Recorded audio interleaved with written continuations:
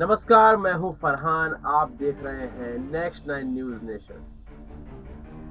पूरे भारत में वर्चस्व बना रखा है भारतीय जनता पार्टी ने। देखिए, जो उनका फिक्स वोट था वह तो उन्हें आता ही था, लेकिन हिंदुत्व के नाम पर जिस वोट में इजाफा हुआ है, अब वह भी भारतीय जनता पार्टी का खुद का वोट हो गया है। लेकिन पूरे भारत में वर्चस्व बनाने के लिए एक बड़े वोट बैंक की आवश्यकता होती है, जिसके जरिए आप किसी भी देश में अपना रवैया तानाशाही भरा रख सकते हैं। मौजूदा समय में भी तानाशाही रवैया देखने को मिलता है, लेकिन खुलकर नहीं कर पाती पार्टियां, चाहे पहले हो या मौजूदा समय में हो। यह तब करने को मिलता है जब सभी धर्म और जातियों का एक बड़ा समूह आपसे जुड़ा हो। तो इस वक्त देखिए, भारतीय जनता पार्टी के साथ सिख जुड़ा हुआ नहीं है। हो सकता है उपराष्ट्रपति पद में किसी सिख को उपराष्ट्रपति का उम्मीदवार बना दें, तो कहीं ना कहीं सिख समुदाय के लोग भी भारतीय जनता पार्टी की ओर खींचे चले आएंगे। लेकिन जो सबसे बड़ा अल्पसंख्यक समुदाय है भारत का, मुस्लिम समुदाय, उसकी ओर भी भारतीय जनता पार्टी की नजरें हैं।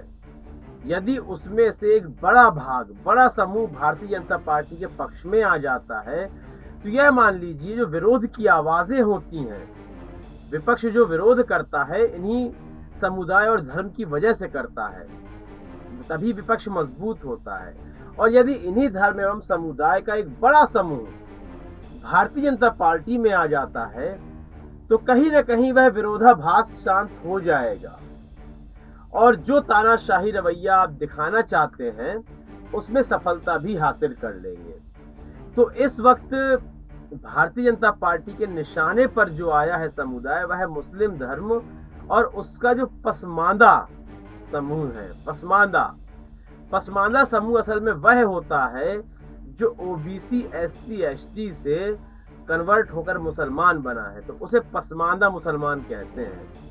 उसमें अंसारी भी आते हैं, जुलाहे भी आते हैं, और जो एससी एसटी हैं वह भी इस पसमानदा समूह में आते हैं। और पसमानदा समूह को आप हल्के में ना लें, क्योंकि भारत में मुस्लिम समुदाय का जो पसमानदा समूह है वह 85% है और मात्र 15% ही सवर्ण समूह है। तो यानी कि जो मुस्लिम समुदाय का सबसे बड़ा समूह है वह पसमानदा ही है। यदि वह भारतीय जनता पार्टी के पास आ जाता है, पक्ष में आ जाता है, तो जो मुस्लिम समूह के तरफ से, मुस्लिम धर्म की तरफ से विरोध होता है, वह विरोध नाम मात्र का रह जाएगा, जिसे दबाना बहुत आसान हो जाता है। तो इस वक्त पसमानदा समूह के आसपास बहुत चक्कर लग रहे हैं भारतीय जनता पार्टी के नेताओं के, और पसमानदा समूह में काफी ऐसे नेता हैं जो भारतीय जनता पार्टी में हैं भी, और तमाम करीब इस वक्त विधानसभा में 30 से 36 विधायक भी पसमानदा समूह से ही हैं, क्योंकि वो 85% है भारत में। और पसमानदा समूह के तमाम लोग यह भी कहते हैं कि हमें प्रधानमंत्री नरेंद्र मोदी की योजनाएं बहुत पसंद आई हो, चाहे वह आवास योजना हो, मुफ्त सिलेंडर की योजना हो, या फिर कोरोना काल के दौरान में बांटा गया मुफ्त राशन हो। इन योजनाओं से बहुत ज्यादा प्रभावित है पसमानदा समूह, लेकिन वह भी छोटा हिस्सा है। उस समूह को पूरा बड़ा घेरने के लिए भारतीय जनता पार्टी लगातार प्रयास में लग गई है, और भारतीय जनता पार्टी प्रयास करे, उसमें सफल ना हो, ऐसा बहुत कम देखने को मिला है मेरे अनुसार। आपके अनुसार कुछ और हो सकता है। मेरे अनुसार ऐसा बहुत कम देखने को मिला है कि भारतीय जनता पार्टी की जो कवायदें होती हैं वह असफल हो जाएं। तो यदि पसमानदा समूह जो है मुस्लिम समुदाय का, वह भारतीय जनता पार्टी से जुड़ जाता है, तो जो विरोध की आवाजें हैं वह कम हो जाएंगी और लगभग खत्म हो जाएंगी। तो लगातार इस पर प्रयास चल रहा है।